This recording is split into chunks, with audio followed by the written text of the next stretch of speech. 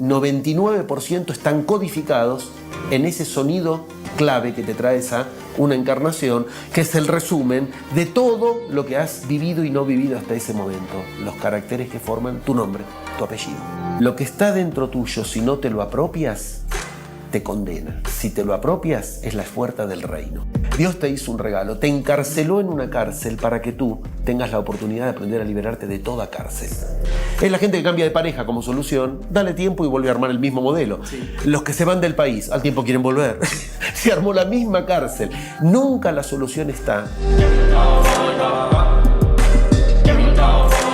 ¿Qué tal? Bienvenidos todos ustedes aquí al canal de Nueva Conciencia. Mi nombre es Alejandro Ariza y hoy nos vestimos de manteles largos. Tenemos la oportunidad de conversar con un ser humano extraordinario, un maestro en toda la extensión de la palabra, José Luis Parise. Para quien no lo conozca, bueno, obviamente él es un psicoanalista afamado, él es un escritor, es un investigador, es el creador de la escuela Edipo, una escuela de iniciación y también relacionado con el psicoanálisis y el ocultismo. Es una persona con un talento que, bajo mi criterio muy personal, cuando yo empecé a investigar su vida, tiene un don para poder explicar el mapa, para poder encontrar lo que uno realmente busca en la vida. De verdad, pues José Luis, bienvenido a Nueva Conciencia, el canal. Hay que estar a la altura de esta presentación. Muchísimas gracias, realmente muchas gracias. Es un placer para nosotros también. El agradecido soy yo. Fíjate que cualquier persona que busque en YouTube, de verdad basta con que ponga ahí José Luis Parise, los 11 pasos de la magia, ya tendrá la información. Entonces, no quisiera que esta breve conversación fuera repetir lo que ya tienes en línea, sino que estaba yo pensando en esta oportunidad que, gracias a un gran amigo, Carlos Pereira, aquí presente, que fue el creador. Gracias nuevamente. De verdad, extraordinario. Yo que puedo conversar con José Luis, y el primer punto que quería compartir y preguntarte: la gente, todo el mundo deseamos algo. Somos la Cábala lo comenta, ¿no? Somos seres con deseos. Yo lo que he visto en mi consulta y en mis conferencias, José Luis, es que la gente sabrá realmente lo que desea. Bueno, entramos en partes muy álgidas de la cuestión. Gracias por esta posibilidad. Además de esta oportunidad en general, esta posibilidad de hablar de algo tan resistido. Me recuerdas aquella frase de Einstein a Krishnamurti cuando se carteaban. Tagore y Krishnamurti se carteaban, que Einstein le decía: si le preguntaras a la luna por qué gira alrededor de la Tierra, te diría porque yo quiero. Lo mismo pasa con la gente. La gente gira alrededor de cuestiones y todo el mundo se convence de que gira alrededor de cuestiones porque quiere.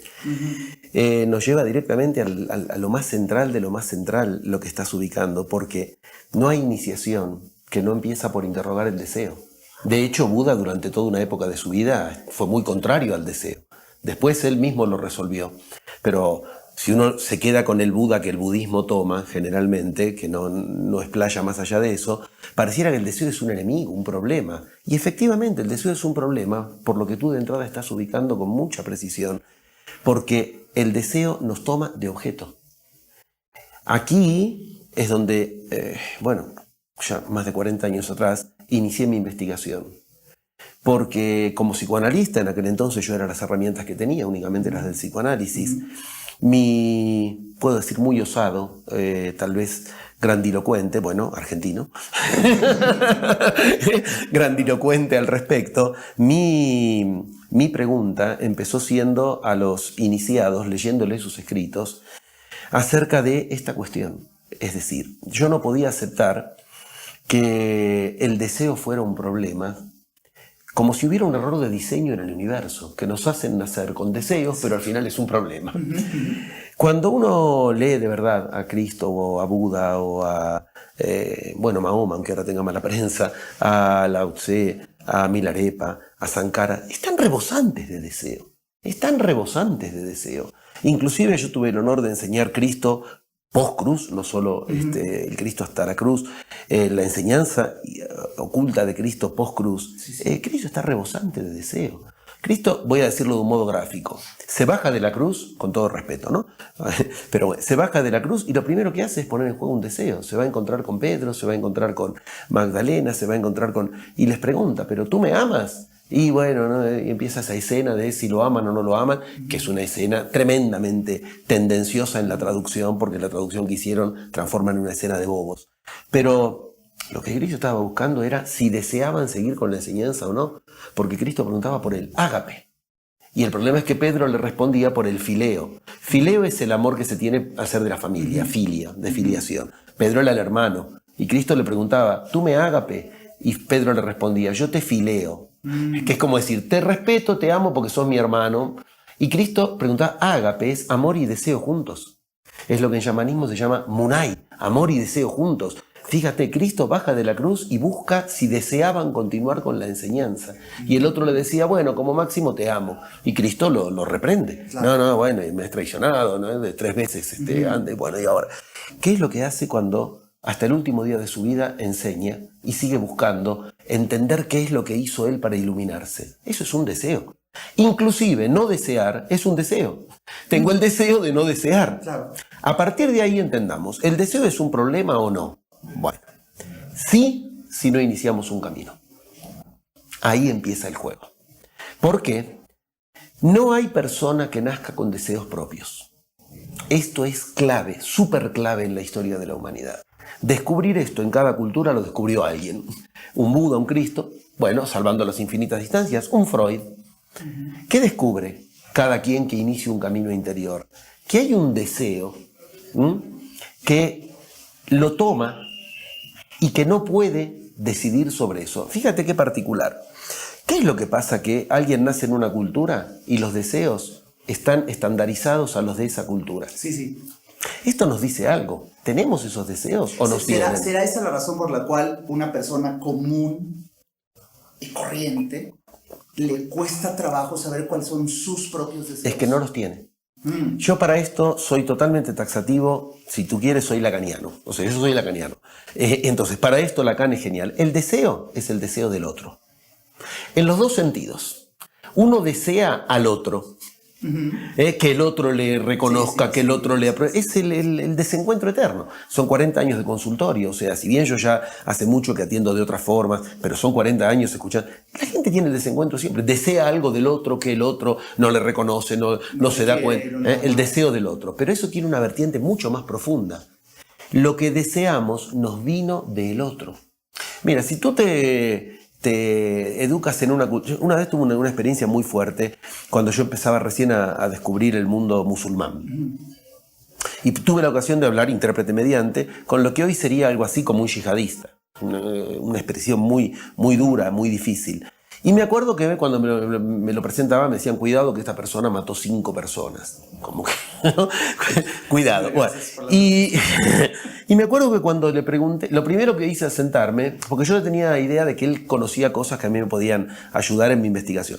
Y lo primero que le pregunté, ¿no tienes vergüenza? ¿No te da miedo? ¿No te da vergüenza esa fuera? Yo tenía miedo. ¿No te da vergüenza haber matado 5 personas? ¿Sabes cuál fue la respuesta? Se quedó un rato cierto. Mi hermano con menos edad ya mató a 15. Esa es su vergüenza. Esto es clarísimo. ¿Cuál es el deseo en esa cultura? Claro, si yo lo miro desde mi cultura, es un horror lo que me contestó. Pero en su cultura, el deseo es matar más gente porque así favorecen a lo que en su cultura. Ahora, nació con el deseo de matar. ¿Y por qué a mí me resulta tan horroroso ese deseo? Porque estoy en otra cultura. ¿Qué quiere decir? La cultura, el otro, nos dice qué desear. A partir de ahí uno puede entender muy fuertemente. Yo tuve el honor de viajar a todas las culturas iniciáticas que conozco. Fui recibido por las personas sagradas, pero para llegar a esas personas a veces tuve que ir muchas veces. Sí. Bueno, yo lo puedo decir de un modo muy claro. Todo el mundo estamos atrapados en deseos culturales que cambian, y si hubiéramos nacido en la cultura de al lado, desearíamos otra cosa. La cultura representada en la familia, representada en papá, en mamá, nos da un objeto de deseo. Bueno, hasta ahí podríamos entender muy bien que el deseo es un problema. Sin embargo, partiendo de aquella hipótesis donde no hay errores de diseño en el universo, no puede ser que nos hayan hecho nacer ese plano universal para ser objetos de un deseo del otro. Ahí está el camino iniciático. ¿Por qué? Porque lo que yo voy a tener que aprender, en lugar de querer el reconocimiento del otro, el deseo es el deseo del otro, es reconocer dónde lo que yo deseo es producto de que el otro me inseminó con ese deseo. Entender esto es entender que la conciencia de qué es lo que yo estoy deseando no la tengo nunca de entrada. Por eso hay un desencuentro. ¿Dónde encuentro qué es lo que desea alguien? De lo que está desencontrado, no en la idea que tiene de lo que desea. Paso 1 del método de la magia. De los 11 pasos, paso 1. La idea nunca resuelve a la idea. La idea de que yo voy a aclarar en mi cabeza y que yo tengo claro en mi cabeza lo que yo deseo, eso es caos puro. En la India eso es tremendo, se burlan de eso, esa es la avidia. Paso 2 del método de la magia. Necesito poner palabra a lo que pienso. Buda le preguntaba, primera pregunta a los discípulos de Buda, ¿quién mueve tu lengua cuando tú hablas? Mi lengua yo pienso que la muevo yo. Cuando alguien habla y le dices concreta, mira, es una experiencia muy fuerte, muy poderosa. Cuando les trato de mostrar en los plenarios, en los seminarios a la gente que los 11 pasos del método de la magia generan la realidad que cada quien quiere y le preguntas a quemarropas a alguien, ¿qué deseas? ¡Oh! Y Dios, las cosas... A eso voy, porque lo he vivido mucho. La gente, le digo, a ver, te damos pasos, estrategias, ¿qué deseas? Ups. Y cuando lo quieren empezar a ubicar, es un caos. Ahí ves que en la idea todos creen que lo tienen claro hasta que lo tienen que decir. Pero el universo sigue la instrucción vocal, no mental. Es muy claro, las Biblias, que son un mapa de los 11 pasos, lo dicen con claridad. Dios no tenía a alguien en el universo. Sin embargo, y Dios dijo, haya luz. Y Dios dijo, no es y Dios pensó. Dios la tenía clara en la cabeza y como él tenía clara la idea, no, tuvo que decir. Al decir, me entero de que lo que yo pensaba era un caos. Cuando tú le pides a la gente que diga qué es lo que quiere lograr con magia, te vino el genio de la lámpara, acá tienes la lámpara de Aladino, dile lo que quieres lograr. Es tal el caos que sale a la luz que ahí uno puede entender, el deseo es el deseo del otro y por eso es el enemigo. Porque todos perseguimos un arco iris, una ilusión óptica, creyendo que la tenemos clara en nuestra cabeza, hasta que la queremos decir. Cuando alguien quiere decir lo que quiere lograr, si tú quieres podemos ver ejemplos concretos. Sí, claro. El menú, el vademecum de lo que la gente va diciendo, te explica el caos en la vida de la gente y te explica algo mucho más trascendente. ¿Para qué se encarnó? Vamos por partes. Porque ahí uno ve lo que efectivamente en todas las iniciaciones está claro, que cada minuto de la vida es un holograma de todas las encarnaciones de esa persona. Y esto es genial. Porque esto es genial. Te revienta. Claro, le da un sentido, empecemos por ahí. La vida tiene un sentido, venir a resolver algo que no tiene que ver con un problema puntual o temporal. Se reactualiza. ¿Qué es ese algo? Las características de nuestra vida nos son dadas, fueren las que fueren esas características, y venimos a aprender a liberarnos de eso. Esto es genial, esto es enorme. Si tú quieres podemos llevarlo a niveles realmente muy tanto profundos como hipercotidianos. ¿Sabes por qué me hace un conflicto, mi querido José Luis? Porque te he seguido, te estudio, te observo y cuando una persona desea, al mismo tiempo tú afirmas, y creo en ello, que ya tenemos un propósito y que nosotros pareciera que la libertad que tenemos no es en elegir el propósito, eso ya viene. Entiendo que la libertad que tenemos es obedecer. No es lo que yo aprendí ni es lo que afortunadamente funciona. No. Cuéntame, por favor. Venimos a aprender a ser consciente de ese propósito, para aprender. Por eso el bardo todo lo dice con claridad. Lo único que nos libera es el reconocimiento. Reconocimiento es liberación. Reconocer cuál es el deseo al que estoy sujeto por el solo hecho de que eso me fue estructurado como lo que tengo que desear. Eso es lo que libera. Mantengamos concretamente lo que veníamos situando. Tú le preguntas a alguien lo que quiere lograr, inmediatamente decíamos se explaya, se evidencia un caos. Y lo que yo quiero lograr es curarme de tal enfermedad. El caos que le dijo a su realidad cuando alguien quiere lograr curarse de algo, solo se entera una vez que lo dice. A ver, yo no me puedo curar de algo si primero no me enfermo. Yo estoy diciéndole a mi realidad que yo quiero curarme, por lo tanto le estoy diciendo que quiero enfermarme. Ese caos se lo estoy transmitiendo a mi realidad y mi realidad obedece. Porque como veíamos, la plasmatización empieza con la palabra, no con la idea. El pasar de palabra a idea es pasar del paso 1 al paso 2 del método de la magia. Yo quiero que mi padre deje de pegarme de una vez por todas. Para que deje de pegarme, primero me tiene que pegar. Está deseando exactamente lo opuesto a lo que cree que desea. Hay que aprender a decirlo. Bueno, pero para aprender a decirlo va a tener que iniciar ese viaje interior. Porque lo primero es entonces, ¿quién está diciendo en mí que mi padre me pegue para que deje de pegarme? Yo quiero adelgazar. No puedo adelgazar si primero no engordo.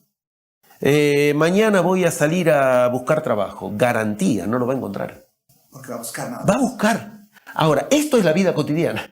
O sea, esto es lo normal que la gente, cuando empiezan a, por eso esa palabra que tú decías, vocación, invocar una frase bien orientada, la vida empieza a mostrar direccionalidades que antes no aparecían. Empezó a generar caminos. Pero no puede hacerlo si en una frase lo dice bien. Por eso no sirven las afirmaciones, no sirve aprenderse frasecitas de memoria. Porque si yo digo bien la frase, bien, en el momento que estoy consciente hago mi ejercicio y tengo 24 horas del día después para seguir diciendo frases. Esto es una conciencia que tiene que crecer en la persona, aprendiendo a escucharse cuando habla. ¿Y qué va a escuchar? Cada vez que hay desvíos, donde efectivamente el deseo en juego no es el que se supone que quiere, lo va a descubrir. ¿Y para qué ese juego? Ahí es donde decimos, no hay errores de diseño. Al hacer eso, la persona está expandiendo su conciencia, de un modo concreto, claro. Escuchamos con un hemisferio y hablamos con el otro hemisferio. Los mapeos cerebrales muestran que cuando alguien habla en general, no activa escucha. Las redes neuronales de escucha no se activan cuando alguien habla, o sea, tú no te escuchas cuando hablas. Nadie se escucha cuando es tremendo, es tremendo. Cuando yo pongo menú escucha, apago la parte del cerebro que es para hablar. Y cuando pongo menú hablar, apago la parte de... Quiere decir, vivimos con fragmentos del cerebro encendidos. El famoso 10% cerebral, que con suerte... Bueno, cuando uno aprende a escucharse mientras habla, se ilumina. Se ilumina. Porque se empiezan a iluminar zonas cerebrales simultáneas que hasta ahora jamás habían ocurrido. Eso es el origen de lo que los griegos llamaron interligere, inteligencia. Aprender a leer interligere, entre líneas, me hace más inteligente, me desarrolla estados de conciencia superiores. Esto es nada más que 2 pasos de los 11 pasos. Con esos 2 pasos yo empiezo a dirigir mi realidad con mucho más enfoque. ¿Por qué? Porque cuando hay desvíos, aprendo a detectarlos. Vamos a ser concretos con tu pregunta. Efectivamente, nacemos sujetos a un patrón para aprender a liberarnos de eso, no para hacernos... No nacemos para ser más agradable la cárcel, o para aprender a acostumbrarnos mejor a la cárcel, o transformarla en cárcel de oro. Nacemos para aprender a reconocer que esa cárcel es el modelo que nos dieron de lo que tenemos que desear. ¿Qué fue un iniciado? Sea el que fuere, el que rompió los moldes de lo que había que desear. Ningún iniciado se perfeccionó en lo que había que desear en la época. Cristo no se perfeccionó en seguir mejor a los saduceos, los fariseos, no se perfeccionó. Buda no se perfeccionó en ser un mejor brahman. Y tenía todo, ¿Qué es la iluminación? Reconocer la cárcel en la que estoy encerrado. Ahora, esto nada tiene que ver con... Entonces hay que romper los vínculos con la vida cotidiana, porque la cárcel es esa. Y cuanto yo más creo que... Claro, entonces me escapo de la cárcel y armo otra cárcel al lado, porque la llevo conmigo. Es lo que le pasó a Buda cuando salió del Palacio del Padre. Cuando salió del Palacio del Padre, Suddhodana le armó el palacio en la otra cuadra, le vistió la ciudad y él se creía que salió. Esa primera enseñanza es muy fuerte. Yo sí me creo que es irme en lo denso, en lo real de la cárcel, no aprendí a reconocer cuándo se me está armando otra vez. Es la gente que cambia de pareja como solución, dale tiempo y vuelve a armar el mismo modelo. Los que se van del país, al tiempo quieren volver. Se armó la misma cárcel. Nunca la solución está en lo denso, sino que está en desde dónde se arma. Ahí empezamos con la cuestión que decíamos antes. Cada encarnación... Mira, recién decíamos, yo tengo una escuela que ya el 13 de noviembre cumplió 35 años de este año. Hay que sostenerse. Hay que sostenerse 35 años en lo que es lo que nadie quiere escuchar. Porque va en contra del ego, va en contra del yo. Bueno, ok. Los primeros 5 años yo hacía experiencias... Pido perdón. Siempre digo así. Pero hacía experiencias más o menos como todos empezamos como podemos, intervidas. ir a la vida anterior. Entonces ahí veo los grandes motivos por los que en esta vida me... Bueno. Entonces uno ve una persona, qué sé yo, supongamos, agresiva. Entonces va a la vida anterior y ve que tuvo escenas muy agresivas. Ya está, ahora entendí. ¿Por qué soy agresivo en esta vida? Porque en la vida anterior tuve que ver escenas muy agresivas. Bueno, hasta que una vez se nos ocurrió, ¿y si vamos al anterior del anterior? Agresivo. Y si vamos al anterior del anterior del anterior, lo podía llevar ad infinitum, que lo que veías que era un patrón que lo rige. Se repite y se repite. Es genial cuando uno entiende esto, porque uno entiende que nació para liberarse de cierta característica. A ti te puede ser dada una característica, a mí otra. Es lo mismo. Tu cárcel puede ser de barro, la mía de piedra, y la de otro de oro. Cárcel al fin. Eso, la característica de nuestra vida con la que nacemos es de la que tenemos que aprender a leer para qué generamos esa encarnación. No hay errores de diseño en el universo, dice. ¿Te has elegido el padre exacto? La madre exacta, los hermanos, el momento cultural y el momento social para replicar el mismo problema del que no aprendiste a liberarte y que no es que el motivo está en la encarnación anterior. Sí, antes tú mencionabas a la Cábala. Si vamos a muy profundo, la Cábala en esto tiene una enseñanza sensacional en el libro del Esplendor, en el Zohar, que dice, al final de cuentas, Dios te hizo un regalo, la cárcel. ¡Oh! Uno dice, no puede ser. ¿Cómo? Esto era una maldad de Dios. Dios te hizo un regalo, te encarceló en una cárcel para que tú tengas la oportunidad de aprender a liberarte de toda cárcel. Compra. Eso es espléndido. Esa sí que es una genialidad que me da sentido. Al diseño. La verdad que me da lo mismo que mi cárcel sea soy gordo, soy flaco, soy negro, soy blanco. Yo tengo que aprender a liberarme de esa cárcel. ¿Dónde está esa cárcel? Dijimos la palabra clave. Las características de mi vida. Y para eso tenemos eso que en toda religión originaria, en toda iniciación, se ubica en 3 estratos.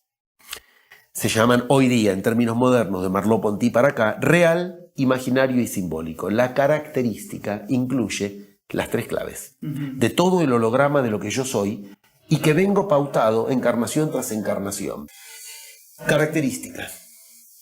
Las características de mi vida. En mi vida, ¿dónde están las características que me arman una realidad que no es la que yo armé? Con 4 cuestiones. Lo que en mi vida está pautado como posible, lo que en mi vida está pautado como imposible, lo que en mi vida está pautado como necesario y lo que en mi vida está pautado como contingente. De esto si quieres ocúpate, si no. ¿Cambias de época? Cambia qué es lo posible, cambia qué es lo imposible, cambia qué es lo que te crees que necesitas para lograr las cosas. Cambia, pero lo que no cambia es que te dan el patrón hecho. Aprendo a liberarme de la característica de mi vida cuando aprendo a liberarme de que me digan qué es posible, qué es imposible, qué es contingente. Y pensemos, si yo te digo, mira, vengo de Egipto hace 2 meses, me voy otra vez el año que viene a tal lugar, ¿vienes? Lo primero que uno piensa ¿es posible? ¿Es imposible? ¿Qué necesito? Hay un montón de contingencias que yo no sé si las voy a poder resolver. ¿Ves? Uno empieza a pensar en la cárcel, dentro de la cárcel, sin tener la más mínima conciencia. Esos 4 estados son los 4 estados de la mente que toda iniciación trata de que aprendas a, volvemos a la palabra clave, reconocer. A Dios nadie le va a decir qué es posible, qué es imposible, qué es necesario. Y tú te has generado esta encarnación para obtener conciencia de Dios. Si yo voy a empezar viendo qué es posible, qué es imposible, ya empecé a pensar como humano y quedé en la cárcel. Si yo voy a decidir hacer posible, porque va a ser imposible que me frene tales cosas, y para eso lo que necesito es en lo sutil resolver tales y cuales cuestiones que me van a traer casualidades, contingencias favorables a lo que yo quiero, yo estoy siendo en mi realidad el que genero la realidad. Ninguna característica me frena. ¿Será temor de las personas a saber que pueden ser dioses? Porque por ahí va, ¿verdad? Lo firmo donde me lo pidas. Eso es así. A la gente, cuando le empiezas a mostrar esto, lo primero que siente es terror. No soy merecedor. ¿Y ahora de qué me justifico? ¿Y ahora de qué me justifico? ¿Ahora qué justificativo? ¿Ahora quién culpo? Ahora, entonces, entiendes que esto ordena todo. Porque, como psicoanalista te lo digo, pasarte 30 años tratando de ver si papá hubiera hecho otra cosa aquel día, mi vida. No, elegiste el padre exacto, que tenía que hacerlo exacto, para que otra vez te venga esa característica. ¿Dónde? En el otro. Primero, características, registro de lo real. ¿Dónde? En tu carácter. La segunda de las cuestiones que sujeta a lo mismo. Para los griegos esto era clarísimo. tu carácter. Yo voy a tener que descubrir en las situaciones cuándo quedo atrapado en un imposible, cuándo empiezo a no poder ir más allá de lo que necesito, de acuerdo a características de mi carácter. Cuando los griegos inventaron esto llamado el carácter, hablaban de 3 cuestiones. Las características de alguien, el carácter de alguien. Esto empieza a ubicar paso 3 del método de la magia. Yo no puedo decidir la realidad que yo quiero si yo me conformo con ser como algo en mí lo decide. Bueno, yo soy así. ¿Y quién decide? ¿Y quién decide? Pero a nosotros nos venden un menú prefabricado de qué es posible, qué es imposible, qué es necesario y contingente. ¿Y cómo hay que sentir? Bueno, esto es auténtico, lo siento yo. ¿Y tú te crees que porque te viene de adentro es tuyo? ¡Ay, es genético, es de tu papá y tu mamá! Los genes no son tuyos. No, entonces, ¿cuáles son los sentimientos propios, auténticos, verdaderos? No tenemos, los tenemos que decidir. ¿Cuáles? Los que me convienen para mi resultado. Esos que son con los que viene mi resultado. Creo que me está respondiendo. Esto es fundamental, esto es gigante. Porque nos dan un menú en el que uno se cree auténtico si sigue lo que siente. Es un objeto de los sentimientos. Uno es un objeto de los, ay, ¿qué quieres? Me siento así. Que decidas tú. Eso precisamente nos pedía los... ¿Qué pide Cristo cuando dice, no, hay que amar al enemigo? Ah, decide tú a quién amar. Yo no le podía decir, Cristo no me sale, ¿qué quieres que le haga? No, ahí está la iniciación. Decidir tú cómo quieres sentirte. Dad la baraca a quien os mal... Bueno, lamentablemente eso cómo se lo tradujo, espera, ponga la otra mejilla. Terrible, terrible, Cristo nunca dijo eso, ok. Pero dad magia, aplicar magia ante quien te insulta, quien te pega. ¿Ves que te está diciendo? Tú tienes que decidir qué vas a sentir y cómo sentirte. ¿Qué quiero lograr? ¿Cómo me siento? Estamos decidiendo qué carácter quiero tener yo para tener características en mi realidad que me sirvan para lo que yo quiero. Bueno, pero a mí me surge. Entonces nos dividen fuerzas divididas. Es todo lo contrario a lo divino. Divino o divido. Es la misma etimología. Cuando le puedo decir no al divido, ahí entro en lo divino. Es la misma etimología. Y ahí, ¿qué va a venir? Lo que yo diga. Divino. Divino. Pero si yo divido y pienso una cosa, digo otra, siento otra, hago otra, ¿y qué viene de todo eso? Caos. Es caos, exactamente. Ok. Entender que a Dios nadie le va a decir lo que tiene que sentir. Y yo me encarné con la obligación de obtener conciencia divina. Sois dioses, mas lo habéis olvidado. Y os habéis encarnado para recordarlo. Y te encarnarás todo lo que sea necesario hasta que lo recuerdes. Aquí necesito hacerte una pregunta, porque tú has planteado en varias de tus charlas, ahora mismo lo estás haciendo, que una de las estrategias para lograr un resultado es que haya una unión entre lo que pienso, digo y siento. Esos son los 3 primeros pasos del método. Sí, pienso, digo, siento. Si me conviene para el resultado que yo busco. Claro. Que piense, diga y sienta esto. ¿Yo puedo decidir sentir eso? Claro. ¿O tengo que obedecer a un impulso natural de mi sentimiento que quizá va en Cada vez contra? que tengamos esas dudas, recordemos qué haría Dios. ¿Dios obedece? Obviamente no. Si yo quiero contactar con lo divino en mí, yo tengo que aprender a pensar tomando a lo divino como aquello que me da el modelo. De lo contrario, sigo siendo un humano que traiciona lo divino. Y todas las mitologías están de acuerdo en algo. Los dioses nada quieren saber con los humanos. Brahma no quiso saber nada con Shiva, no quiere saber nada con... mete a Vishnu en el medio como un filtro para que él le diga este vale la pena, este no. Es así. Zeus no quiere saber nada con Prometeo. Y buena razón tuvo, porque cuando el otro entró encima le robó. Y encima los humanos nos ponemos del lado de pobrecito Prometeo. Ay, mira, pobre, él era bueno, Zeus, qué malo. Al final terminamos diciendo Dios es malo. Barrabás sí, Cristo no. Como hemos progresado. Seguimos diciendo la misma. Exactamente. ¿Qué hacemos los humanos? Nunca tomamos como modelo a lo divino. Porque si no se amolda a lo que como humanos pensamos que es malo, que está equivocado, y preferimos al ladrón antes que a Cristo. Ok. ¿Dios obedece? No. Ok. Yo entonces como humano estoy obligado a tomar como modelo a lo divino. Jamás puedo dudar si tengo claro que a Dios nadie le va a decir que se puede, que no se puede. Ah, entonces, ¿qué hago? ¿Salgo a matar? Dios no quiere matar. Ahí es donde empieza a haber de esto un método, una lógica, una ética. Porque de lo contrario, yo creo que entonces como, bueno, yo soy Dios, yo puedo hacer lo que quiero, entonces te mato porque Dios de mi realidad, no de la tuya. Y si yo trato de incidir sobre la tuya con un cuchillo o con lo que sea, ya entré en el otro camino que no es el de Dios. Es el del que trata de convencer a los demás para tener más poder él. Ese es el camino de la otra cara de Dios, de la parte sombría. Lo que llamamos el que divide. El que divide, el que dice una cosa y hace otra. Hablo. Dice una cosa y habla de otra al mismo tiempo. Por eso retornemos. Nos faltaba el tercero. Características. Nadie me va a decir las características de la realidad si efectivamente yo me tomo en serio mi divinidad. Entonces, ¿qué ocurre? Pasa lo que en magia se ve. Y yo puedo decir, mira, hasta salió un libro el año pasado que lo escribió la gente de mi escuela para testimoniar ellos lo que logran. Porque que lo testimonie yo, a esta altura aburro a todo el mundo. Esto de voy a un lugar, cuando digo que va a haber sol, cuando está bien, ya como que no produce, ya saben que va a funcionar. La gente. Gente que, según los médicos no podía seguir viviendo, son casos concretos, carne y hueso, real, 80 años de una persona. Y la persona recorre el camino y decidió, a mí no me va a decir que no. Entonces yo puedo decidir lo que me conviene sentir. Tenía que tener 3 días de vida, estaba en el hospital. Bueno, acaba de venir de Egipto con nosotros, te la hago corta. No solo que no se murió, anda por el mundo, viaja, no vino ahora este viaje aquí porque la frené. Bueno, lo mismo respecto de la economía, lo mismo respecto de, el país, la situación económica, no se puede. ¿Cómo no se puede? ¿Cómo no se puede? ¿Quién te va a decir lo que se puede, lo que necesitas o no? Yo vengo de Argentina. Sabemos que en Argentina, yo siempre digo, está el primer mundo, el segundo mundo, el tercer mundo y el otro mundo, que es Argentina. Todo es en contra ya, o sea, todo queda lejos, el cambio del dólar es en contra, todo. Sin embargo, los que se recibieron en mi camada conmigo andan rezándole a San Derivación, como yo digo, que me deriven un paciente. Yo ando por el mundo enseñando, con la misma economía, con la misma realidad, los mismos militares en su momento, la misma hiperinflación en su momento.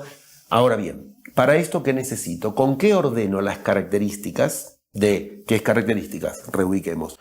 ¿Qué es real? Según qué es posible, qué es imposible, qué es necesario. Lo decido. ¿Con qué decido mi carácter? ¿Qué carácter me conviene a mí para lo que yo quiero lograr en esta situación? Tener esa libertad es iniciación pura. En las iniciaciones, ¿cómo se hacía la cuestión? Hoy nos hicieron el mito, el cuentito terrible de Cupido. Me vino la flecha, me enamoré de tal, y nos encanta ser víctimas de eso. Ay, cómo te amo, pero aunque me hace mal, cómo te amo. Es una porquería si el amor es una flecha que me atraviesa. Hay otros mitos del amor. Andrómeda enseña que decide a quién amar. El mito de Andrómeda, decide a quién amar, ¿de acuerdo a qué? A lo que le conviene. Claro, a nosotros nos han dicho que seguir lo que siento o seguir lo que me conviene. Este camino es de buenos, este es de malos. Nos han metido en una cárcel a contracorriente. En las culturas originarias, ¿qué hacían? Había guerra o peligro de guerra entre tal y tal tribu, o entre tal y tal comarca. Se casaban, pero estaba prohibido casarse si no se amaban. Se tenían que amar para que funcione. Tenían que, ¿entiendes? Eso se llama alineación de afectos. Tenían que decidir a quién iban a amar. ¿Para qué? Para lo que querían, lo que les convenía, la paz. Nosotros ¿qué decimos? Ahora no te amo más, nos separamos. Pero somos un títere. Por eso en cuanto entramos a ver lo que la gente cree que desea, somos objeto y nos creemos además que es un mérito ser objeto de deseo tal cosa y no te conviene desear eso. Y no te conviene desear eso. Entonces, ¿quién desea en ti? Yo deseo darle tantas horas de mi vida a tal profesión, pero necesito plata y hago con otra. ¿Por qué no aprendo a desear ganar la plata con esta profesión y no que la necesidad vaya para... Y no puedo. No, ¿ves cómo siempre esos 3 primeros pasos son esenciales? Claramente, es el triángulo en el que de entrada se juega. Pero me falta un paso, Sí. ¿Por qué? Porque todo esto se juega, dijimos, características, estábamos repasando. Caracteres, que yo decida qué carácter. Y caracteres, acá estaba la clave para los griegos, letra. Carácter, para los griegos, son letras. Cuando uno dice, está escrito en caracteres, qué sé yo, de Times New Roman, ¿viste? De caracteres de negritas. Me están diciendo algo más. Eran 3 registros. En toda cultura originaria siempre son 3 registros. Brahma, Vishnu, Shiva, Osiris, Isis, Amon-Ra, Ujupacha, Caipacha, Hanakpacha. Te lo puedo decir, en toda cultura lo encontré siempre. Esos 3 registros son los constituyentes del universo, para que sobre eso apoyes tu realidad. Esto actualmente son los 3 registros de la lógica, ese es el nudo de Borromeo, siempre se mantiene la misma, o sea, hemos hecho todos los progresos que quieras con la mente y la ciencia, no se puede ir un pasito más allá de eso, los registros siguen siendo 3. Ok, características, carácter, pero todo esto se juega en caracteres. El más poderoso de los 3 es este. ¿En serio? La palabra. Claro. La palabra. Yo si no cambio lo que digo, no cambio lo que siento y no cambio lo que hago. Porque lo que siento y lo que hago me lo dijeron. Ahí empiezo a entender la lógica. ¿Por qué tú sientes algo? Porque te dijeron que lo tienes que sentir. Que estemos hipnotizados 24 horas por día, 365 días por año, no quiere decir que no estemos hipnotizados. Mira, pido perdón. En esos primeros años donde hacíamos esas experiencias, yo hacía hipnosis. Si tú a alguien, ¿qué sientes?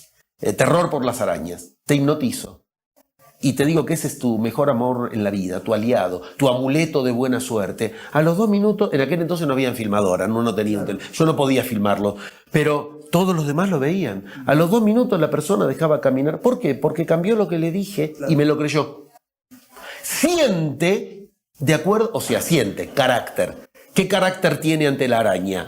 Salir corriendo, matarla. ¿O qué carácter tiene ante la araña? Aliado afable, que... Imagínate si yo lo despertaba de la hipnosis y tenía la araña cala. Volvía a su carácter anterior, creyendo la característica de que era imposible de que esa persona no estuviera dañada. Todo porque cambiaba el carácter, la palabra. Aprender en qué caracteres decir lo que quiero lograr con mi carácter para darle características a la realidad es para lo que nací. Eso es salir de la cárcel. Aprender que estamos en una cárcel de características por un carácter con caracteres que vienen de fábrica. Y acá estaba, decíamos antes, el libro del Zohar. Acá nos pasamos al otro libro, el libro del esplendor del Zohar. Acá nos pasamos al otro libro, a Sefer Yetzirah, también de la Cábala. ¿Dónde están los caracteres que me rigen? Borges era genial para esto, aunque es argentino, era genial. Digo, porque cuando un argentino dice algo, realmente es porque era Borges, no porque era argentino. Cuando él buscaba, en algún lugar de nuestra vida debe haber una escritura que tiene el ADN, por decirlo en términos fáciles, que le dice a nuestra realidad, la orden básica, ¿dónde la llevamos que no la vemos? No la vemos porque la tenemos en el lugar que ven todos los demás y nosotros no. En la Biblia está muy claro. El sello de Caín en la frente es el sello de ¿qué? De un nombre. Los caracteres. Se rigen por caracteres que 99% están codificados en ese sonido clave que te traes a una encarnación, que es el resumen de todo lo que has vivido y no vivido hasta ese momento. Los caracteres que forman tu nombre, tu apellido. Ahí es una oración, ahí es una estructura. Yo doy actividades semanales todas las semanas de mi vida con Europa, con Centroamérica, con Argentina, con México. Es pasmoso ver cómo cuando la persona empieza a contar lo que quiere lograr, salen a la luz los desvíos en los dichos. Todo eso está codificado en el nombre. Todo eso está codificado en el nombre, en el apodo. Esto que te voy a decir ahora, no quiero repetirlo mucho porque lo he contado en otras notas y tú me pediste de entrada cuestiones que... Pero los egipcios de esto hacían un sistema. Buscan los nombres claves en tu vida y verás que se repiten ciertos sonidos y esos sonidos están ahí para que aprendas a usarlos. Se llama el sistema REN en Egipto. Y esto era algo tremendamente fuerte. De ahí viene la palabra Rahma, que es la que usaba Cristo. Cristo cuando pedía amor... ¿Pedía ágape o resma? ¿Y qué es resma? Cuando yo le digo a mi realidad qué tengo que amar y qué no, entro en rasma. Esa palabra era fundamental. Y esa palabra era con la cual después los griegos tradujeron ágape, que es la que decíamos antes, amor y deseo mezclado. Estamos en un punto muy poderoso del tema, porque estamos diciendo, las características de nuestra vida, nuestro carácter, se modulan con caracteres. Caracteres, palabras, letras. ¿Se puede con palabras cambiar la realidad? Claro que sí, pero para eso primero tengo que cambiarme yo con palabras y con carácter. Si mi carácter decide sobre mí y en mí ya están codificadas las características de la realidad, mi palabra es vacía. Mi palabra es vacía, no pesa. Si efectivamente yo hablo para decidir qué es posible, qué es imposible, qué es necesario, qué es contingente, cuáles son los sentimientos que a mí, para esto, me convienen, porque con eso viene mi resultado, Mi palabra tiene el mismo peso que la palabra que generó otro en mí. El deseo es el deseo del otro. Nada me impide que yo me apropie de ese deseo. Cristo tiene una frase terrible que lamentablemente no entró en los evangelios canónicos. Bueno, lamentablemente para nosotros, para la iglesia lo entiendo muy bien, que está en Tomás, en el evangelio de Tomás. Es una frase que parece dicha por Freud o por Lacan y es de Cristo. Si yo no te digo quién la dijo, jamás se te ocurriría. Lo que está dentro tuyo, si no te lo apropias, te condena. Si te lo apropias, es la puerta del reino. De eso estamos hablando. En mí hay sonidos, caracteres. En mí hay constituciones de realidades que si yo no me las apropio, son el demonio mismo. Me tiene encarcelado en el infierno, en el mundo más bajo. Si yo me los apropio, eso me libera. ¿De qué me tengo que apropiar? Aprender en mi nombre los códigos. Con esos sonidos, traer la realidad. Yo en algunos libros hasta lo he ubicado con casos conocidos mundialmente, como los éxitos que tienen son todos por determinados sonidos, que están en su apellido, que están en su nombre. Los fracasos que tienen son cuando se encontraron con tal otro sonido, pero que también está codificado. No es malo, es como botón rojo y botón verde en un control remoto. Pues yo sé que cuando hay cosas que quiero que salgan de mi vida, las voy a usar con ciertos sonidos que siempre en mi vida traen que mi psiquismo no lo quiera. Pero es muy importante, aprender los sonidos con los cuales atraer y repulsar. Claro, yo entonces cuando hay algo que no quiero, una enfermedad, no la voy a nombrar igual que tú. Para mí, yo le voy a poner el nombre con lo que mi psiquismo le resta poder. Exacto, rechaza. Cuando yo quiero atraer un resultado, voy a usar los sonidos que me atraen. Para esto veo en mi vida, cuando me fue bien, ¿con qué sonidos eran? Voy a ver el nombre de la calle, el nombre del colegio, el nombre del maestro, el nombre de mi pareja con la que me fue bien. Y cuando me fue mal, ¿con qué sonidos? Ahí ya empiezo a tener un mapa. Pero más allá de lo que es, mira lo que te digo, más allá de lo que es lo que puedo crear de realidad con esto, que no me muera si no me quiero morir, que gane lo que yo quiero ganar de dinero, tener el estado espiritual que yo quiera, que esté el sol cuando quiero que esté el sol, para lo que yo tengo que hacer, que la lluvia nunca falte a la cita pero que no me moleste. Cuando esto que genera realidad propia, más allá de todo eso, hay algo mucho más importante aún. Y esto más importante es para lo cual todo esto se lleva a cabo, no para generar realidad solamente. Eso era la vieja era. Del 22 de diciembre del 2012 para acá, generar realidad cada vez va a ser más fácil para quien hace esto, porque hay cada vez más plasma. Dijiste alguna palabra clave que me da pie a la siguiente reflexión que quiero hacer contigo, la palabra fácil. En varias de mis conferencias yo he compartido con la gente de verdad que supongo que vivimos en una cultura que hipervalora el esfuerzo. Sí. Y yo lo que he visto en mi propia vida, y luego lo que veo en la tuya, yo lo que veo en algunas personas que son muy exitosas, le rascas, yo quería investigar, como estoy investigando ahorita. Y todos los exitosos, cuando ya sabes con un alcohol adentro, empiezan a relajarse y te dicen la verdad, le digo, rápido, ¿cómo lo hizo usted? Claro. Me dice, bueno, no sé. Ajá. Entonces descubro que para algunas personas se les da muy fácil. Y a mí, lo digo públicamente, algunas cosas que han sido exitosas, es muy fácil. A veces da pena en una cultura que hipervalora el esfuerzo, que uno diga, pues yo no me esfuerzo. Muchas cosas encuentro en esto. Debo de aceptar, ¿no? Nosotros en Occidente y sobre todo en nuestro mundo contemporáneo tenemos hipervalorado el esfuerzo. En las culturas originarias ni conocen esa palabra. A mí me pasó en forma personal. Cuando una de las veces me quise conectar con uno de los yamanes, intérprete mediante, porque hablaba una lengua primitiva, en este caso uno de los verdaderos originarios yamanes de la cultura quero, los sobrevivientes de los incas puros. Pero de los verdaderos, estoy hablando de 30 años atrás, don Mariano. Yo le quise hacer una pregunta y él me repreguntó, ¿y cómo logran ustedes las cosas? Ustedes, nosotros, el hombre blanco. Ellos no quieren recibir en general al hombre blanco por motivos obvios, ¿no?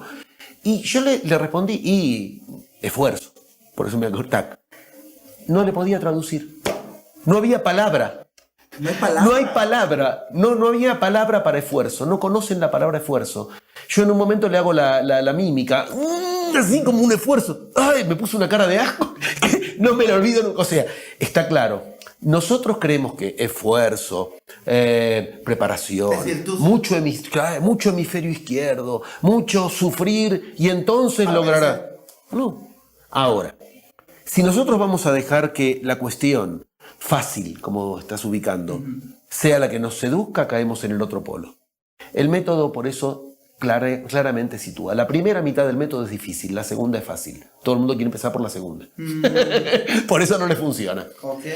Para que fácilmente me surja, mira, tan fácil que por eso mi tercer libro, cuarto, yo lo llamé casualizar. El neologismo de generar casualidades. Más fácil que una casualidad. Bueno, generar una casualidad es generar lo más fácil del universo. Uno dice, pero mira lo que pasa en nuestra cultura. Cuando tú logras algo por casualidad, lo has logrado por casualidad.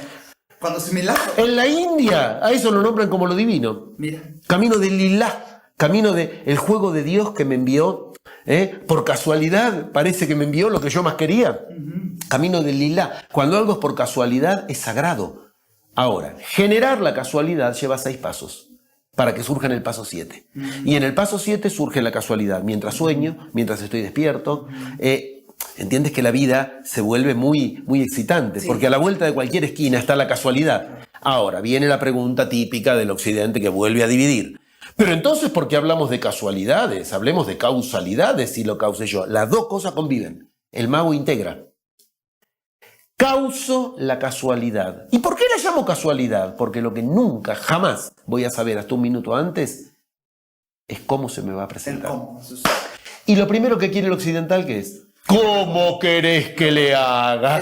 De lo que no... ¿Entiendes? Tenemos el mundo dado vuelta. Por eso, el occidental, tú le dices algo y en cuanto se quiere poner una justificación, empieza con el cómo. ¿Y cómo hago para...? No. Quiero tu opinión, porque en una de mis conferencias vi que causó un cisma cuando tú sabes que está sumamente dicho en los medios, sal de tu zona de confort. Claro. Y yo les dije, yo tengo una propuesta. Todo lo contrario. Claro. Entra a tu zona de confort. Bueno, vi cómo se retorcieron en el auditorio, ¿no? Sí. Porque yo lo que he visto es que la gente, es como si a ti te dijera, da una conferencia. Entra a tu zona de confort. Ajá. Y ahí es donde surge, para mi perspectiva, la magia. Qué lindo. No está tu zona. Entra. Qué lindo. Qué divino. En magia hay 4 fuerzas que la alquimia enseña. La primera de las fuerzas es entrar en la zona de confort. Se llama encenderse. La primera. Después vienen las otras 3. Pero si no pasé por ahí, no puedo salir. Yo tengo que decidir cuándo entro y yo tengo que decidir cuándo salgo. Si tú te das cuenta, desde que empezamos a hablar siempre hay un mismo patrón en lo que vamos diciendo. El problema es cuando se nos arma la dialéctica. Esto sí, esto no. Esto es bueno, esto es malo. Este camino es el bueno, este es el malo. ¿Qué voy a seguir? ¿Lo que siento o lo que pienso? Cualquiera de esas vías dialécticas. Entrar en la zona de confort es para encenderme yo. Cuando yo estoy encendido, que ya estoy interesado, que estoy ahí, que me siento con el carácter que yo me quiero sentir, ahora entro en zona de riesgo. En magia hay un dicho muy poderoso que es, tengo que entrar en terreno inseguro, pero tengo que estar seguro. Entro seguro en terreno inseguro. Primero me hago seguro yo. Para eso entro en mi zona de confort. Pero si me quedo en mi zona de confort, voy a tener una vida limitada a eso. ¿Qué es entrar en la zona de confort? ¿Con qué me gusto? Exacto. Ese es el origen de la palabra griega carisma. Carisma, que lamentablemente se traduce como el ungido en el sentido de tal es ungido por tal otro. Igual que en castellano, el ungido puede ser el ungido por mí mismo. Cuando yo me gusto, ya tengo que salir de la zona de confort. Ya estoy ahí. Que aunque salgo de la zona de confort, ¿qué quiero lograr al gustarme? Ahí doy el paso siguiente. Si yo a mí no me gusto, todavía no tengo derecho a meter el tema que quiero hablar en la conferencia. No tengo derecho todavía a poner afuera. Al universo le tengo que llevar mi luz. Si yo no le llevo mi luz al universo, le llevo sombras. Claro. Y cuando yo le llevo sombras al universo, el universo se defiende de mí. Yo encendido, ahora puedo hablar del tema. Yo cuando es enorme, esa es la palabra, es sublime. Te sublimas. Técnicamente lo has dicho perfecto. Es un orgasmo intelectual, emocional, espiritual. Lo que acabas de cuando yo me enciendo, pongo en juego. Yo a veces en los plenarios, en el primer rato, hasta que logro, a veces uno logra encenderse antes, pero lo bueno es que uno va siguiendo los pasos. Y no se miente. Uno tiene claro cuándo ya se encendió y cuándo todavía no. Si lo puedes hacer antes, es como el tenista que cuando sale, ya en el primer set apabulla, o el boxeador que en el primer round noquea. Si ya, bueno, ok, pero lo importante es, yo no pongo en juego el tema hasta que me enciendo yo. Entro en terreno inseguro a la que estoy seguro. Cuando una de las cosas que, para entrar en tantas culturas originarias, una de las cosas que tuve que aprender fue supervivencia. En supervivencia te enseñan, cuando el terreno es inseguro, pisa seguro. Es lo mismo. Es lo mismo. Cuando el terreno es barroso, si yo empiezo a poner el pie, zoom, cuando el terreno es inseguro hay que pisar seguro. Para eso las dos cosas. Cristo daba una respuesta universal a esto, se llamaba el nisun nisun, que en la India es el neti neti, ni seguro ni inseguro, ninguno de los dos lugares. Mira. Los dos. Entro seguro en terreno inseguro. Entro en confort para ir más allá. Si yo lo hago sin mi seguridad interior, cuando lo quiero hacer afuera, lo que transmito me trae lo similar, atrae lo similar, que también hacia mí haya más desconfort. Si yo lo transmito desde un confort en mí, el otro se siente confortable y se arma una muy buena empatía. En forma inversa. ¿Qué pasa cuando yo me quedo en la zona de confort? Eso se llama narcisismo. Y empiezo cada vez, un minuto intereso con lo que digo, pero al rato ya, ¿qué le pasa? La está pasando divino, pero yo no entiendo nada. La está pasando divino, pero a mí cada vez más lejos lo que dice. En forma inversa, cuando la persona no se enciende, no se gusta a sí misma, me está queriendo vender un producto que él no compró. No funciona, porque lo similar no atrae lo similar. Lo mismo que pasa hacia afuera es conmigo. En magia, camino del guerrero, camino del mercader. Camino del sacerdote y camino del mago. Ese es el orden, siempre. Primero lo logro en mí, guerrero. El guerrero es un combate interior. Lo logro en mí. Cuando lo logro en mí, lo pongo en juego afuera. Cuando lo pongo en juego afuera, ya hice el puente entre dentro y afuera. Pontífice, sacerdote, hacedor de puentes. Quiere decir, ahora efectivamente empieza a funcionar afuera lo que yo puse adentro. Si yo adentro me entusiasmo con mi producto, con lo que yo quiero lograr, mi psiquismo me lo compra a mí, me sigue. Si yo, pero no lo voy a lograr. Las ideas de las que hablábamos antes son el origen de eso que tiene la misma raíz etimológica, el ídolo. El ídolo nos da ideas y esas ideas se constituyen nuestro mundo interior, nuestro id, que para los latinos el id es el yo. El de la identidad. Es terrible, de la identidad. O sea, tenemos una identidad constituida en seguir a ídolos que nos dicen ideas. ¿Y esto dónde se ancla? En la mitad de la palabra realidad. Nuestra realidad se constituye con ídolos a los que seguimos que nos dicen ideas. Nada impide que a mi psiquismo yo le enseñe que me tome a mí como ídolo. Wow. Si efectivamente yo me gusto, yo me enciendo, si efectivamente yo voy a decirle a mi realidad que es real, imposible, que es contingente, mi yo me toma a mí de ídolo en lugar de que yo sigo al id. Cuando mi yo me toma a mí de ídolo, ¿qué pasa? Algo genial. ¿Cómo llamaban los griegos al ego, al yo?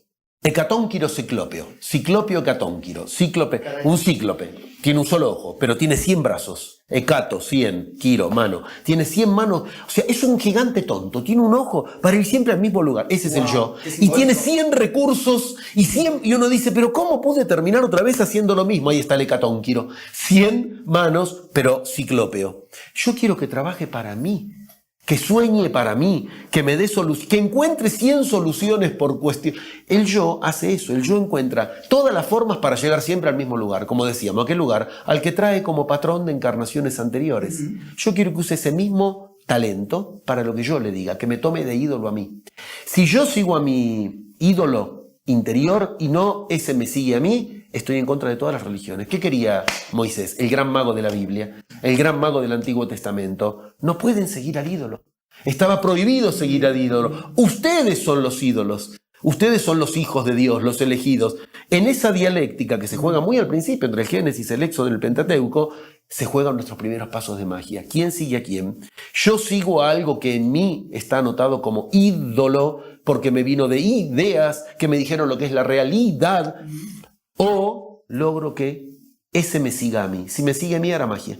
Esas son las casualidades. Ahí es donde entro en terreno, donde la cuestión se facilita. Porque con la misma facilidad con la que antes siempre encontraba el modo de chocar contra la misma pared, ahora va a encontrar todos los modos para atravesar la pared que yo le indiqué. Lo más interesante que es, funciona. Se cura de la enfermedad, pasa a estar sano, consigue medios que de otro modo no puede conseguir, se le abren puertas. Porque con la misma facilidad con la que antes la cerraba. Cuando te oigo, mi querido José Luis, se me surge una pregunta que no puedo dejar de hacer. Pareciera que la única diferencia real real, patente, operante, es la información. Bueno, ahí Qué estamos, bien. claro. Ahí estamos en un punto tremendo. Claro que sí. Informar significa eso. Significa darle forma a las cosas. Cuando tú informas, es terrible, porque nosotros creemos que la información, la cosa está y nos informamos. No, se genera con la información. Es exactamente al revés. Informar da forma a las cosas. Nosotros decimos, bueno, yo a esto está ahí y yo te informo, es un vaso. No, cuando yo te estoy informando, lo transformo en vaso. Si viene un chamán, me dice esto no es un vaso. Él va a ver otra cosa ahí. ¿Qué va a ver acá? Él va a ver ahí un producto con una energía determinada que a mí me puede servir para determinadas cosas. A mí me pasó concretamente en las culturas originarias. Cuando yo sacaba algo que para mí era una cruz de madera, yo veía ahí una cruz y yo le informaba esto, porque yo lo saqué para explicarle, este es el símbolo. Claro, les parece horrible, un tipo muerto, con todo respeto, ¿no? Torturado, eso es lo que honran ustedes. Esta pregunta está aquí. ¡Ay, no! No, por Dios. No, juro que no nos pusimos de acuerdo. No estamos de acuerdo. Por lo menos no en este plano. Así. ¿Por qué la pregunta, Cristo? Ahí está, Tú le muestras, y yo le mostraba eso. Cuando yo le saqué eso, él ahí que veía el espíritu de la madera. ¿Comprendes? ¿Qué le informa a su realidad? Ahí lo que encontraron es una cuestión que no es la misma que encuentro yo. Si yo le informo a mi realidad que lo que estoy es ante un problema, mi psiquismo ya ante el problema se defiende. Si yo le informo que estoy ante un maestro que me trae una... Yo le informé algo distinto. Claro. La famosa cuestión de donde viene la medicina iniciática, la más parecida hoy día es la homeopatía. De donde viene la homeopatía, de tomar a la enfermedad como maestro. ¿Qué es? Informarle a mi realidad que estoy ante un maestro, no ante una enfermedad. Informar es el paso 3 del método de la magia, la forma. ¿Y qué dijimos antes? La gente empieza por la forma. La gente empieza por el cómo. ¿De qué forma? ¿Cómo? ¿Cómo querés que haga? ¿Cómo voy a...? ¿Cómo es la forma para lograrlo? Cuando yo le informo a mi realidad lo que quiero que logre, la forma la encuentra la realidad. Y ahí es donde yo empiezo a tomar, por eso decíamos, esto no es solo para generar realidad. Yo empiezo a tomar conciencia, che, esto es en serio. O sea, yo dije algo y el universo responde. Hay algo en ti. ¿Sí se parece esto a Soy un Dios?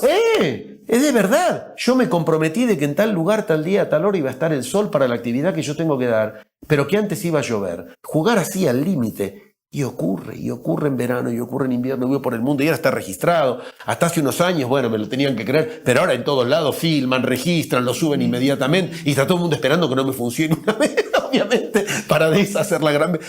¿Qué quiere decir? Una vez que tú le informas a tu... Claro, después vienen las dialécticas. Y si yo quiero que haya sol y tú quieres que llueva, bueno, eso se responde también, perfecto. Pero lo que quiero que se entienda es, una vez que yo le informé a mi realidad y veo que la realidad empieza a tomar la forma que yo le dije, yo empiezo a tomar conciencia de tomar muy en serio que en mí hay un mago, que en mí hay una instancia superior a la que el universo escucha, a la que el universo le da crédito.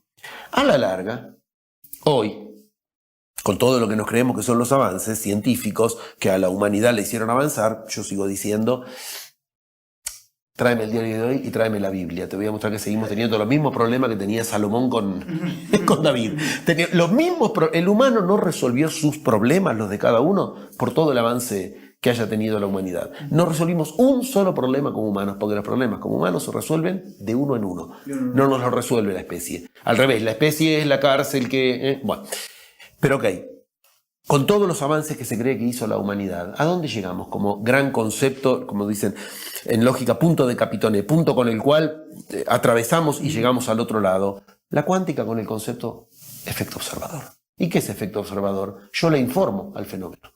Que yo creía, hasta Kant y Descartes, la idea, no Descartes, o sea, los kantianos y los cartesianos, porque Descartes era iniciado. Otra cosa es lo que hicieron los cartesianos, ¿no? Pero, bueno, hasta la ciencia ortodoxa, la idea era, acá está el fenómeno y yo informo. Viene la cuántica y dice, según la expectativa, yo le informo al fenómeno lo que tiene que ocurrir, y ocurre, y no se puede entender como si esto tuviera conciencia, sí, la tiene, en un nivel sutil llamado energía, todo es consciente, que eso parece obedecer. ¿Qué significa? Le informé a la realidad y la realidad tomó esa forma. Pero como se ve nada más que lo denso, creo que la realidad tiene esa forma y que yo le estoy informando al mundo lo que ocurre en lo denso. Y lo denso tomó la forma que yo le informé. Ahora, si yo a mi mundo interior no le puedo dar la forma que yo quiero, ¿por qué? Porque estoy convencido, y volvemos a lo de antes, que los caracteres no son los que yo le voy a dar a mi realidad. Carácter de posible, carácter de imposible. Porque no tengo la información. Una cosa es sabiduría, otra cosa es conocimiento, otra cosa es información. La información está dentro de lo que hablamos. El conocimiento es la céfira oculta, el Da'at, la que está en el medio del árbol de la vida arriba y que es la céfira más maestra de todas. ¿Por qué? Porque para informar no sabemos que estamos haciéndolo con conocimientos que se han ocultado en nosotros, que nos dicen de antemano, prefabricada la realidad. Sabiduría es reconocer, reconocimiento.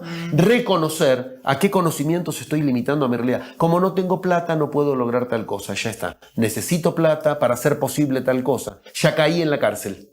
Donde lo necesario, lo posible y lo imposible, no reconocí que me fue dado de antemano en un modelo premoldeado. Entonces no necesito plata para eso. Es que empecemos por el principio de situar que yo, mientras parta de que me digan qué es lo que necesito para algo, estoy sujeto a un conocimiento que me informó. Entonces, mientras no reconozca eso, no puedo reconocer lo que en realidad necesito. Yo digo, pero es verdad que yo necesito plata para comprarme una casa. Sí, está bien, bárbaro. ¿Y por qué no te la compras? Y no me la compro porque no tengo plata. Ok. ¿Por qué no tienes plata? Porque no tengo trabajo. ¿Y por qué no tienes trabajo? ¿A dónde voy a llevar? A una línea tan particular, tan sutil, que me va a liberar todo lo otro. No tengo trabajo. Y porque en las entrevistas laborales yo me pongo a competir con el tipo que me toma la entrevista. Yo no tengo trabajo porque cada vez que llega el momento estoy convencido cuando voy de que le van a dar el puesto a otro que tenga alguna relación adentro de la... Voy a resolver algo en mí. Eso era lo necesario. Yo necesitaba resolver eso para entonces que venga el trabajo que trae la plata que me permite comprarme lo que yo me quería comprar. ¿Dónde estaba lo necesario? ¿En la plata? No, estaba en una cuestión de la cual la característica de mi realidad ya estaba planteada de antemano. Ahí uno puede entender muy bien que esto es una ayuda que le estamos dando al universo, porque yo me liberé de un condicionamiento que ahora me permite enseñarle a otros que cuando no tienen trabajo, no es porque falta trabajo, y que cuando no tienen plata, no es porque les falta trabajo, es por una cuestión, ¿viste como en acupuntura? Que si a ti te duele acá, te liberan acá, que si a ti te duele acá, te ponen la aguja acá y uno dice, no, doctor, me entendió mal. No. Esto te duele porque está bloqueado esto. Esto está bloqueado, no tengo plata.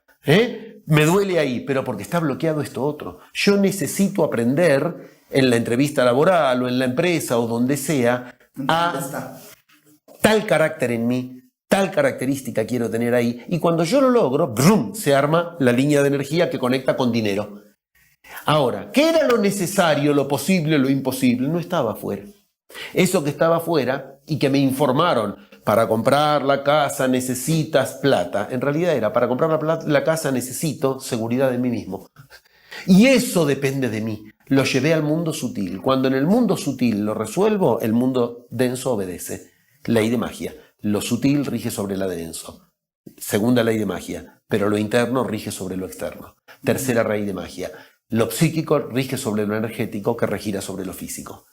Vuelvo a ubicar que en mi mundo interior es donde yo tengo que lograr resolver, y para eso volvemos a las primeras cuestiones, carácter en los tres vertientes. Entonces todo va adquiriendo una consistencia.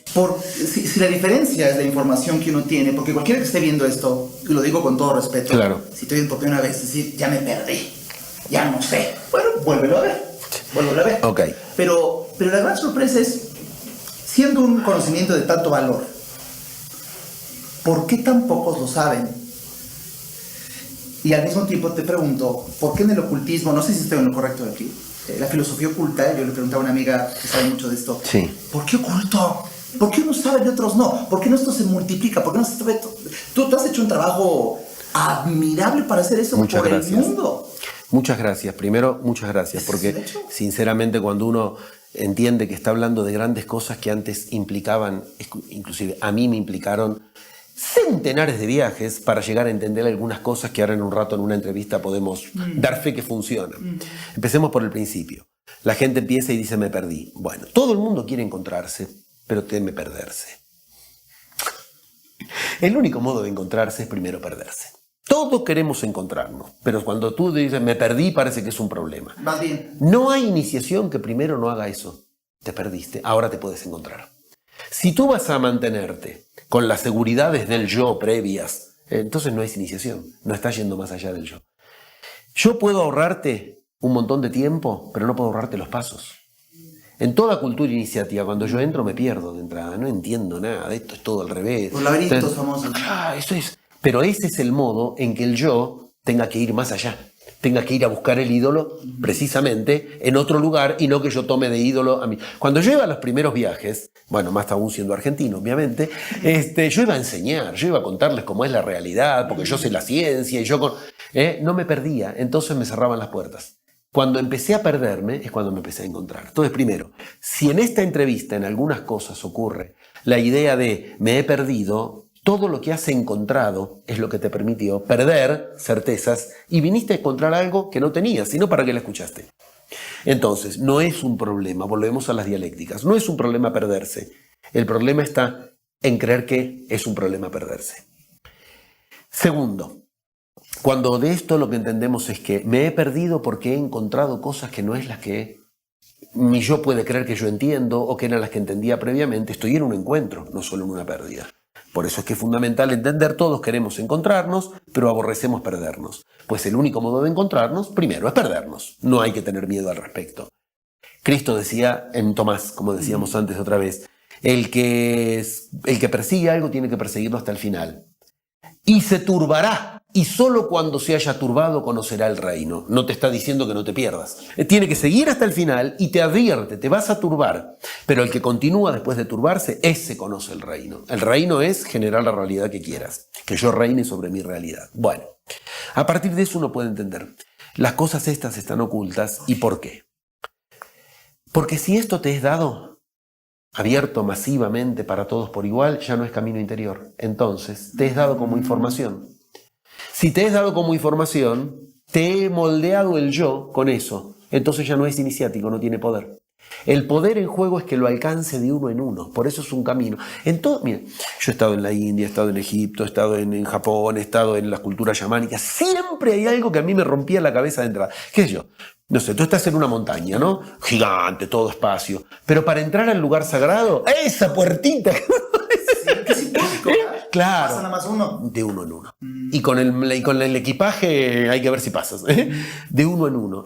Al camino de la iniciación es de uno en uno. Si yo te lo doy, yo te puedo dar toda la información. De hecho, yo lo hago.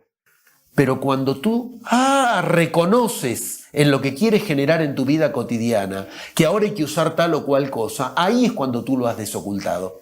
No está oculto porque te lo oculten. Esto es como Fulcanelli y el misterio de las catedrales. Toda la historia oculta de Cristo no está oculta, está en las catedrales codificada, pero la gente ve de antemano, hipnotizada, y no ve lo que le están mostrando Entonces, ve a Cristo con una mujer embarazada al lado, María, la madre, Cristo. Pero ¿cómo Cristo iba a estar con la mujer, con la madre embarazada al lado? ¿No ves que no? Sí. La historia está ahí, está bien contada. Ok, ¿qué quiero que se entienda? ¿Por qué está oculto? Porque los que estamos ocultos somos nosotros. Por eso el camino se llama ocultismo. ¿Qué es? Ir a estudiar lo que está oculto, desocultándose. Si yo soy, no sé, supongamos, racionalista, ¿qué quiere decir? Yo quiero usar el raciocinio. Ocultista, quiero usar lo oculto. No quiero mantenerlo oculto, lo quiero usar. Yo quiero apropiarme de eso, pero yo no voy a poder desocultar qué patrones rigen sobre una cuestión si yo estoy oculto debajo de esos patrones. ¿Qué patrones? ¿Qué es necesario? ¿Qué es posible? ¿Qué es imposible? ¿Qué es contingente? ¿Cuál es el carácter mío? Yo estoy oculto debajo de todo eso. En la medida en que yo quiero desocultar de la situación, lo tengo que hacer desocultándome yo. Entonces, entendamos, es cierto, Cristo hablaba con un lenguaje oculto para los que no estaban en el camino. Esto está en la canónica, ni siquiera está en la Biblia apócrifa. Esto se los dice abiertamente. A los discípulos les dice, a vosotros os hablo para que comprendáis, a los demás para que aunque escuchen no entiendan.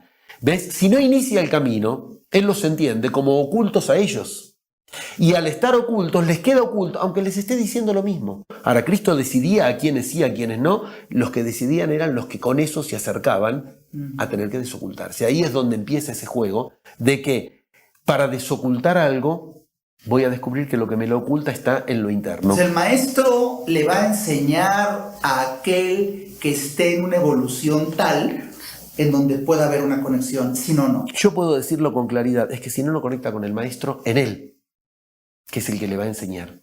No conecta con el maestro en él, lo va a ver desde afuera. Yo puedo decir la misma cuestión y a algunos les incita a entrar y otros, como decías antes, ay, me resulta complicado. Pero la misma cuestión, algunos entraron y otros no. La cuestión es la oculta. O lo que está ocurriendo es que algo en ti te oculta eso. Y entonces estás ante la oportunidad de desocultarte. Mira, hay una... Hace un rato nombrábamos esa palabra. Hay una Purana, un cuento en la India que es de la Lilá, que antes decíamos, el juego de las casualidades que te envía Dios, ¿no? Ante un mismo templo, ¿a quién se le permitía, o ante un mismo lugar de conocimiento oculto, a quién se le permitía entrar, según la descripción que hacían? Es terrorífico, no, es espantoso. A ese no lo dejaban entrar. Otro ante eso mismo veía, uy, esto es un enigma fantástico, ese puede entrar. ¿Dónde estaba lo que le mantenía oculto entrar o no al templo de Lilá? En el templo, algunos veían en eso una cuestión, otros se informaban, algo con lo cual le mantenía oculto. No es un problema que la enseñanza tenga que ser de uno en uno. ¿Por qué? Porque hay que entender que nos encarnamos para dejar de encarnarnos. El motivo de nuestra encarnación es dejar de encarnarnos. Y no tiene sentido pretender que yo voy a dejar de encarnarme por cuestiones que están afuera mío. Lo que hace que yo me vuelva a encarnar es lo que no desoculté de mí, de ese patrón del que me tengo que liberar.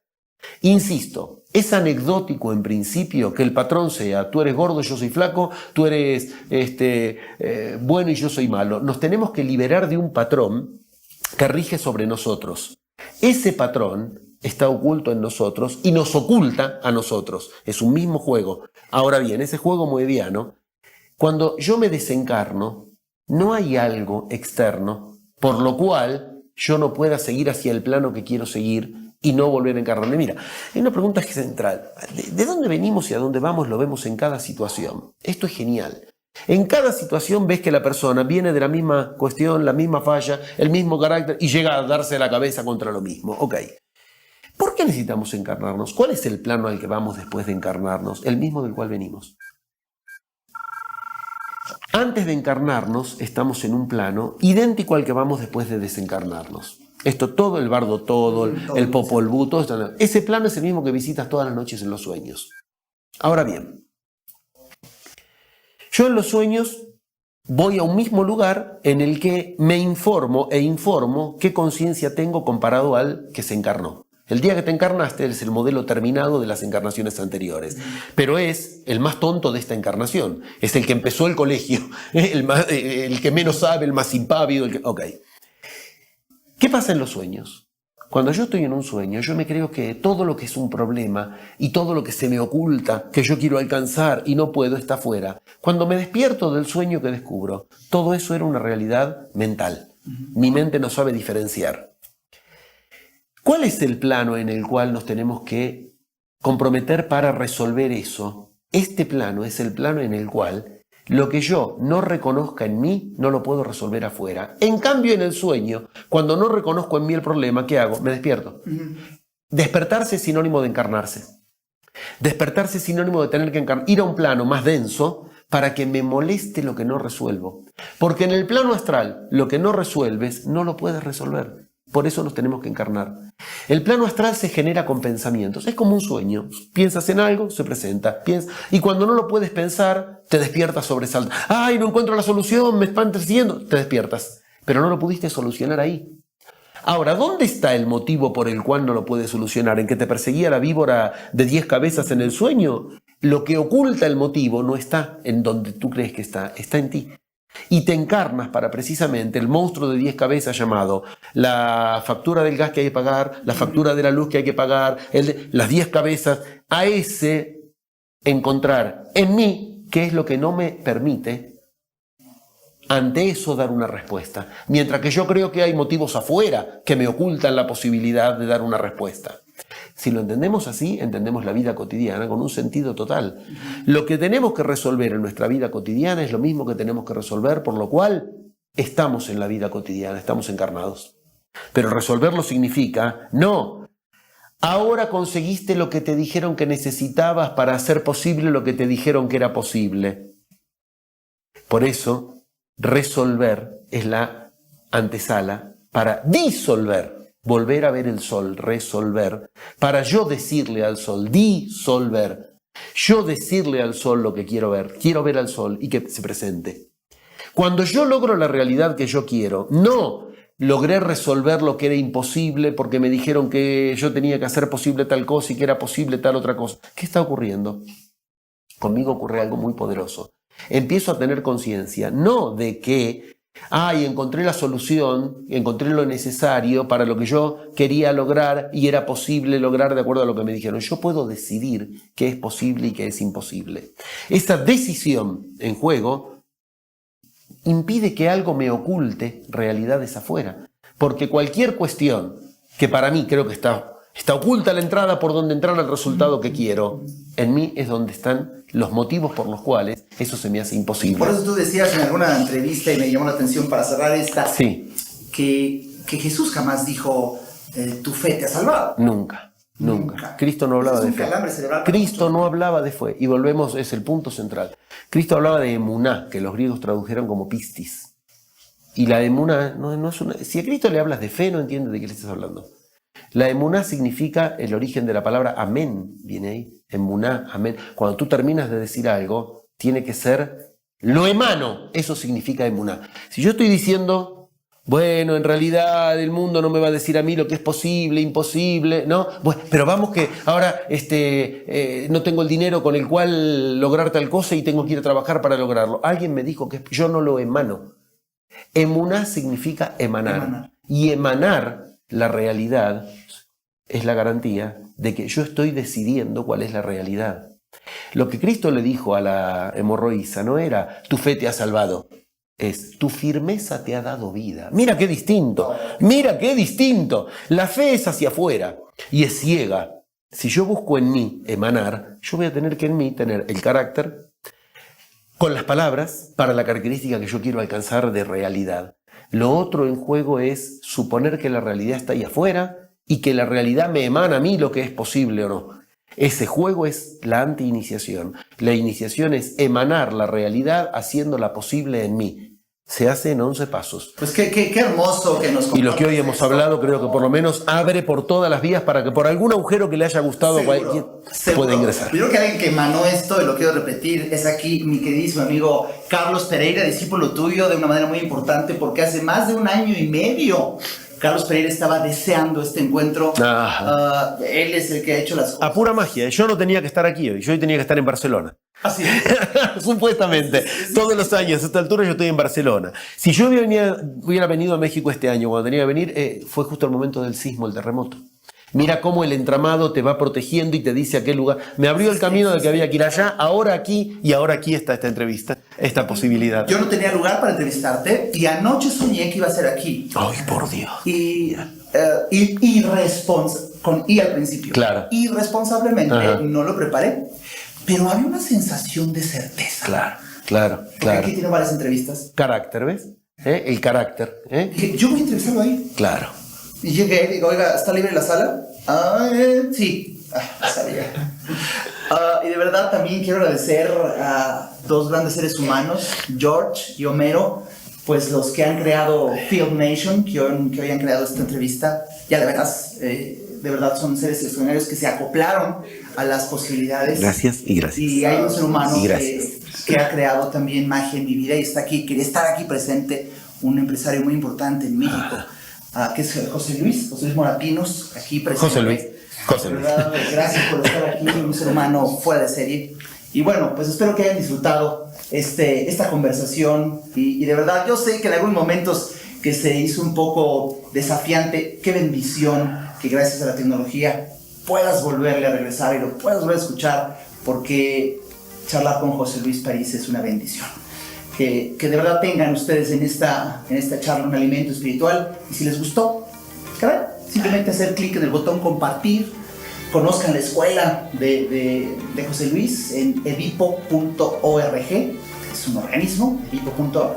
Esta escuela de iniciación y psicoanálisis y ocultismo, de verdad, con temas que aunque se oyen muy misteriosos, la manera en que hemos visto que José Luis nos explica hace que el mapa empiece a ser primero apasionante, empieza a ser sumamente interesante y luego pues descubrir la maravilla de ir entendiendo más de qué se trata esto llamado vida. Hasta muy pronto.